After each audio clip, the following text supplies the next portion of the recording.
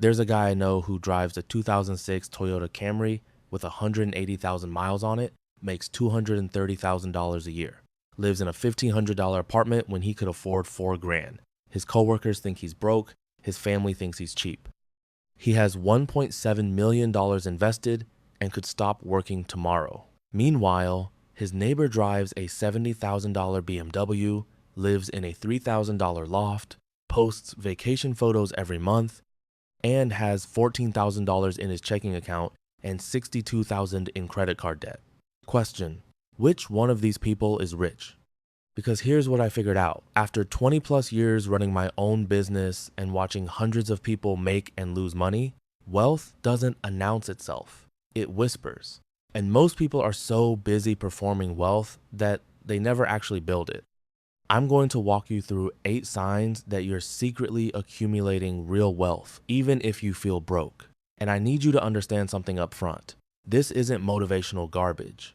This isn't about manifesting abundance or whatever else the internet is selling this week. This is about recognizing the actual mechanical behaviors that compound into financial independence, explained through the lens of incentive structures and human psychology. Because once you see the system, you can't unsee it. By the way, I built a free early retirement calculator because most online ones are mathematically wrong. It uses BlackRock and Vanguard logic to expose the weak points in your plan, and I only ask for your email to send the report, so I don't store any of your financial data. Link in the description. Here's the central metaphor I want you to hold in your head.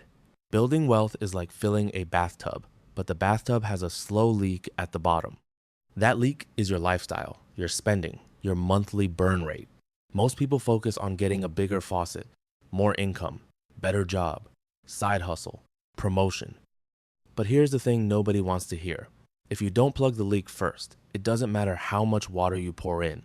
The bathtub never fills. The people who are secretly getting rich, they figured out how to plug the leak before they even worried about the faucet. And that creates a compounding advantage that's invisible to everyone around them. First sign, you stopped asking permission from your bank account. Look, when you're actually broke, every purchase is a negotiation with yourself. Can I afford this? Should I wait until payday? What if something breaks? This isn't about having millions. It's about crossing a specific psychological threshold. You have enough buffer that small purchases, $50, $100, they don't require internal debate anymore. You just buy the thing. Here's why this matters. It means you've built a gap between your income and your survival expenses. That gap is called margin, and margin is the raw material of wealth. I'll give you the math. If you make $60,000 a year and spend $59,000, you have $1,000 of annual margin. That's $83 a month. At a 7% return, that becomes $104,000 in 20 years. Cute, but not life-changing. If you make $60,000 and spend $48,000, you have $12,000 of annual margin. Same 7% return. That becomes $1.2 million in 20 years. Same income. Different leak size. Completely different life. The person making $60,000 with $12,000 in margin is secretly richer than the person making $120,000 with $2,000 in margin. This isn't theory. I've watched it play out dozens of times. The mechanic who lives below his means retires at 55. The lawyer with the Range Rover works until 70. Now, you might be thinking, okay, but isn't that just deprivation? Living like a monk so you can be rich when you're old? And that's the thing. It's not about deprivation. It's about intentionality. There's a story I heard from a tax attorney I worked with for years. He had 2 clients, both orthopedic surgeons, both making around $600,000 a year. Surgeon A lived in a $2.4 million house, drove a Porsche, sent 3 kids to private school at $40,000 each per year. Surgeon B lived in a $700,000 house, drove a Lexus, sent his kids to good public schools.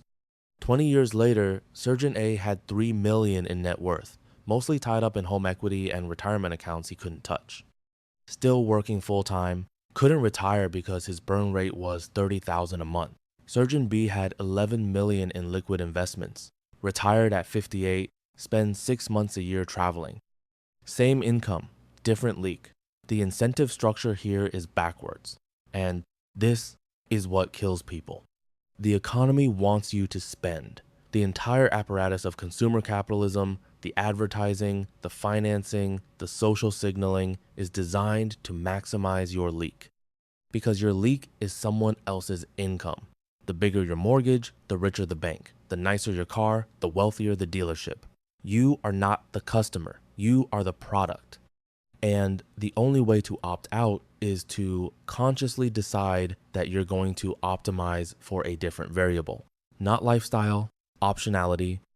Second sign, you're bored by your investment portfolio. This is going to sound strange, but hear me out. When you're secretly getting rich, you stop checking your brokerage account. You stop trading, you stop chasing the hot stock or the new crypto. You got boring. You put money into index funds, maybe some boring dividend aristocrats, maybe some bonds if you're old like me, and then you just let it sit. For years, here's why this is a sign of wealth accumulation. It means you've accepted the fundamental truth that the market rewards patience and punishes activity. Every trade you make is a friction cost, taxes, fees, the emotional energy of deciding when to buy and sell, the opportunity cost of being wrong. I spent years analyzing trading data, and the pattern is brutal. The people who trade the most make the least. The people who do nothing, they get rich. There's a Vanguard study from 2013 that looked at their client accounts. The best performing accounts belonged to people who were dead. Second best were people who forgot they had accounts. The worst performers were the active traders who logged in every day. Think about what that means. The literal optimal strategy was to die or develop dementia because it prevented you from messing with the compounding machine. Let me give you a concrete example. My neighbor, guy named Tom, he works in logistics, makes around $90,000 a year. In 2009, right after the crash, he set up automatic contributions to a target date fund, $500 every 2 weeks. And then he just forgot about it. Didn't check it during the recovery, didn't panic during the 2020 COVID drop, didn't get excited during the 2021 meme stock rally, just kept the automatic contribution running. 17 years later, he's got $430,000. He's 46. If he keeps going, he'll have 2.1 million by 60. He's going to retire early, and he did it by being spectacularly boring. Compare that to his brother-in-law, who spent the same 17 years trying to beat the market. Bought Tesla at 200, sold it at 250, watched it go to 1,000, bought Bitcoin at 12,000, panic sold at 8,000, watched it go to 60,000, got into day trading during COVID, lost 40,000 in 6 months. He's got 80,000 saved. Same time horizon. One guy was boring, one guy was exciting. The boring guy won by a factor of 5. The incentive here is that the financial industry makes money when you trade. Brokerages want you active. Stock pickers want you buying their hot tips. Crypto exchanges want you trading 24/7. The entire apparatus is designed to make you feel like doing nothing is missing out. But the data is unambiguous. For 99% of people, doing nothing is the optimal strategy. If your portfolio bores you to tears, congratulations. You're probably getting rich. Third sign, you've started saying no to free money. This one is counterintuitive, but it's a massive tell. When you're broke, you optimize for every dollar. You take every overtime shift, you chase every side hustle, you clip every coupon, you never say no to money. But when you're secretly accumulating wealth, something shifts. You start valuing your time more than marginal income. You turn down the weekend shift because you'd rather be with your kids. You skip the freelance gig because you're exhausted. You stop driving across town to save $3 on gas. This isn't laziness. It's a recalibration of your internal pricing mechanism. You've crossed a threshold where your time is worth more than the money you'd earn. And that only happens when you've built enough buffer that small amounts of money don't move the needle anymore. I saw this happen to myself around 2014. I had a client who wanted to hire me for a consulting project. 20 hours of work for $8,000. That's $400 an hour. Younger me would have jumped on it instantly. But I looked at my calendar and I realized that taking the project meant canceling a fishing trip I'd been planning with my son for months. And I just said no. Turned down $8,000. Not because I'm rich, because my internal calculation had changed. The value of that weekend was worth more than $8,000.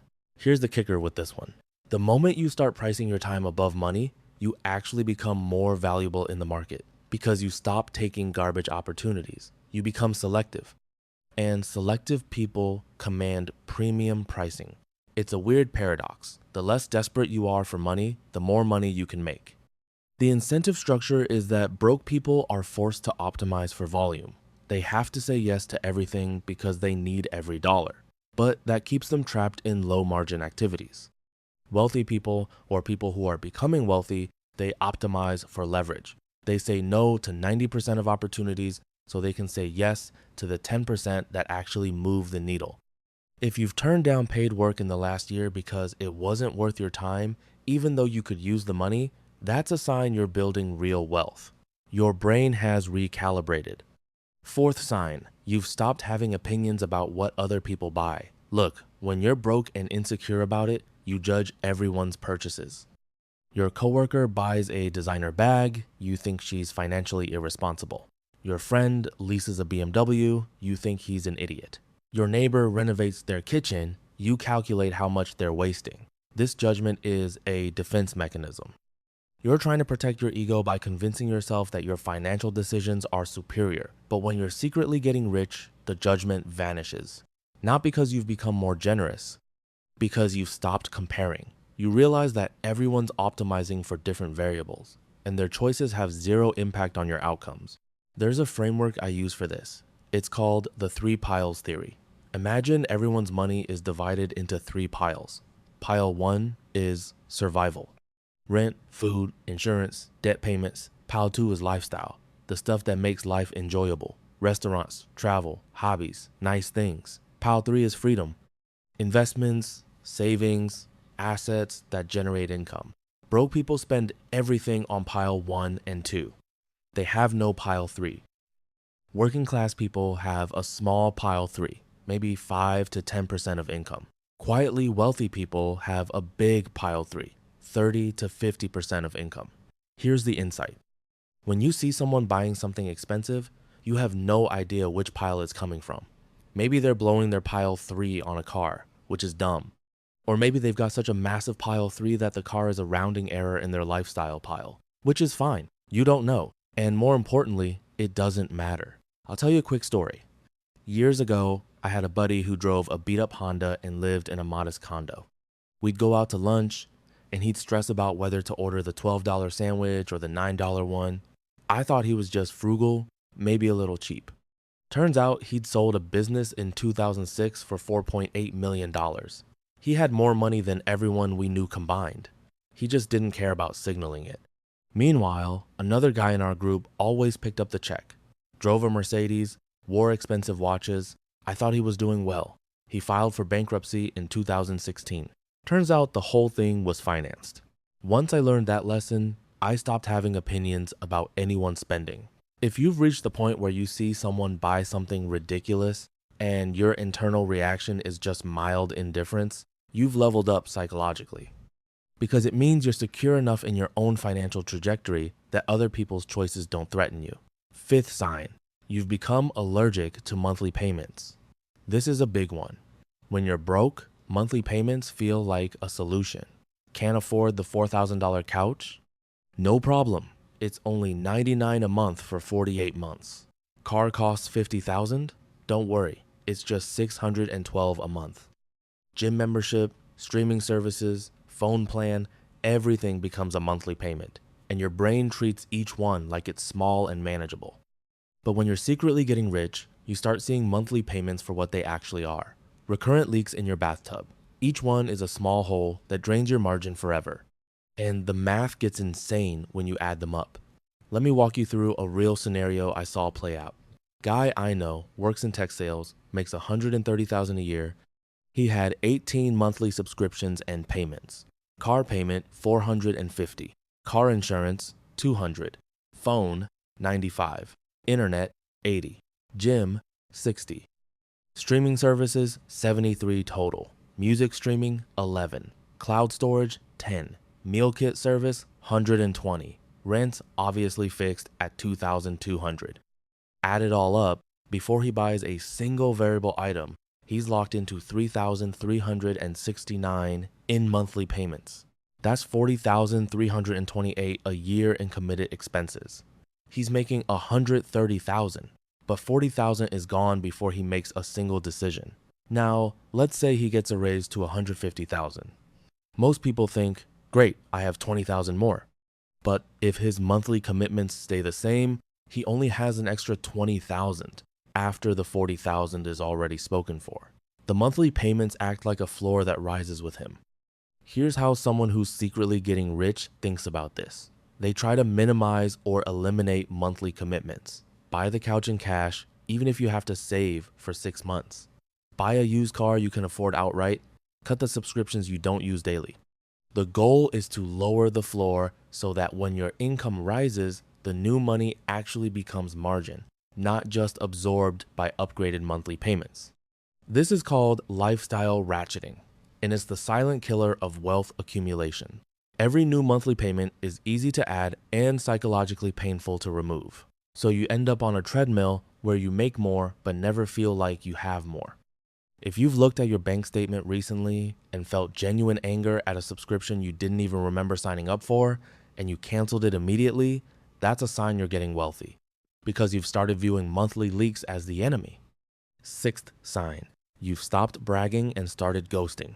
There's a social shift that happens when you're accumulating real wealth. You stop talking about money. You stop posting your wins. You stop participating in the status games your peer group plays, not because you're humble, because you've realized that broadcasting your financial position creates asymmetric risk. There's no upside to people knowing you have money, and there's significant downside. Let me break down the incentive structure here. When you're broke, social signaling is one of the few tools you have. You can't actually afford the lifestyle you want, so you perform it. You post a vacation. You talk about the bonus. You flex the new purchase. It's a substitute for actual security. But when you're actually building wealth, the incentives flip. Broadcasting wealth attracts 3 types of people: thieves who want to take it, moochers who want to borrow it, and regulators or litigators who want to claim it. None of those are good for you. I learned this from the accountants and tax attorneys I worked with for decades. Their wealthiest clients were invisible. They drove normal cars, lived in normal houses, didn't show up on any social media. The flashy clients, the ones everyone knew had money, those were the ones who got sued constantly, got targeted by the IRS, had family members constantly asking for loans. There's a reason old money families teach their kids not to discuss finances. It's not etiquette, it's operational security. The moment people know you have resources, they start treating you differently. And none of those differences benefit you. So if you've noticed that you've stopped mentioning your salary, stopped posting about purchases, started being deliberately vague when friends ask how you're doing financially, that's not secrecy. That's sophistication. You've figured out that wealth is best built in silence. Seventh sign, you've started thinking in decades, not quarters. This is the big psychological shift. When you're broke, you think in billing cycles. When's the next paycheck? When's the credit card due? Your mental time horizon is 2 weeks to 1 month. When you're working class, you think in years, saving for a car, saving for a house down payment. Mental time horizon is 1 to 5 years. But when you're secretly getting rich, your time horizon expands to decades. You make decisions based on where you'll be in 10, 20, 30 years. And this changes everything, because most wealth building strategies don't make sense on a short time horizon. Index fund investing looks stupid if you check it daily. Buying a rental property looks expensive if you're only thinking about year 1. Maxing out your 401k feels like deprivation if you don't think about year 20. Let me give you a real example. I've got around $3 million invested right now. At a conservative 4% withdrawal rate, that's $120,000 a year I can pull without touching the principal. That's my retirement income locked in. But here's the thing. I didn't start thinking about that number in my 50s. I started thinking about it in my 30s. I ran the calculation. If I invested $15,000 a year starting at age 35 and the market did its average 7% real return, I'd have about $2.3 million by 65. That's $92,000 a year. Comfortable, but not lavish. But if I could push it to $25,000 a year, I'd have $3.8 million. That's $152,000 a year. That's live anywhere, do anything money. So I optimized my entire life around finding that extra $10,000 a year to invest. I didn't go on expensive vacations in my 30s. I drove old cars. I lived below my means, not because I was cheap, because I was thinking in decades. And the math worked. Every dollar I invested at 35 had 30 years to compound. A dollar invested then became $7 by retirement. But if I'd waited until I was 50 to start investing aggressively, that same dollar only had 15 years. It would only become $2.70. The time horizon completely changes the strategy. Here's the kicker. Most people never make this shift. They spend their 20s and 30s consuming, thinking they'll get serious about money later. Then they hit 45, realize they're behind, and panic. But by then, the compounding runway is half gone. If you're in your 30s or 40s and you've already started making decade-level decisions, you've secretly won, because you gave yourself the most valuable asset in finance, which is time. Eighth sign, you've stopped optimizing for salary and started optimizing for tax efficiency. This is the final level up, and it's the one that separates the quietly wealthy from everyone else. At some point, you realize that making more money is less important than keeping more money. And that's when you start thinking about tax structure. Here's what nobody tells you. The tax code is a series of incentives designed to reward specific behaviors. You want people to buy houses? Give them a mortgage interest deduction. You want people to invest in businesses? Give them capital gains treatment. You want people to save for retirement? Give them tax-deferred accounts. The system is literally telling you how to build wealth, but most people ignore it because they're only thinking about their salary. I'll show you the math. Let's say you make $100,000 a year in W-2 income. You're single, standard deduction. Your effective federal tax rate is around 18%. You take home $82,000. Now let's say you make $50,000 in W-2 income and $50,000 in long-term capital gains. Your effective federal tax rate drops to around 11%. You take home $89,000, same gross income, $7,000 more net. That's $7,000 a year you can invest, which becomes $91,000 over 15 years at 7% return. You didn't work harder. You didn't make more. You just structured differently. This is why rich people use corporations, trusts, real estate depreciation, qualified small business stock exemptions, all these weird structures that sound complicated. They're not complicated. They're just responding to the incentives in the tax code. The government literally publishes the playbook, and most people don't read it. If you've started asking questions like, should I set up an S-corp? Should I invest in real estate for the depreciation shield? Should I harvest tax losses? You're thinking like someone who's accumulating real wealth, because you've realized the game isn't about earning more. It's about keeping more. Now, here's where this all comes together. Go back to that bathtub metaphor. Every one of these 8 signs is about either increasing the flow from the faucet or plugging the leak at the bottom. But the people who are secretly getting rich, they focus on the leak first, because a small faucet with no leak fills the tub. A massive faucet with a big leak never does. I've seen people making $200,000 a year with nothing to show for it. And I've seen people making $70,000 a year retire at 50. The difference wasn't the income, it was the system. So here are your 3 takeaways, and these are not generic. 1, calculate your actual burn rate, not what you think you spend, what you actually spend. Track it for 3 months, then cut 10%. Don't cut the things you love. Cut the subscriptions, the monthly leaks, the stuff you don't even notice. That's your new margin. Invest it automatically before you can talk yourself out of it. 2, set a 10-year target. Where do you want to be in 2036? How much do you need invested to feel secure? Then reverse engineer the annual savings rate required to get there. That's your number. Everything else is noise. 3, read the actual tax code, not articles about it. The actual IRS publications. Publication 17 for individuals. Publication 54 for capital gains. It's boring. It's painful. But it's the only way to see the incentive structure clearly. And once you see it, you can't unsee it. Don't work for money. Own the companies that do. If you've recognized even 3 or 4 of these signs in your own behavior, you're already ahead of 90% of people. You're secretly getting rich. You just don't feel it yet. because wealth accumulation is boring, slow, and invisible until suddenly it's not. And by then, you've already won.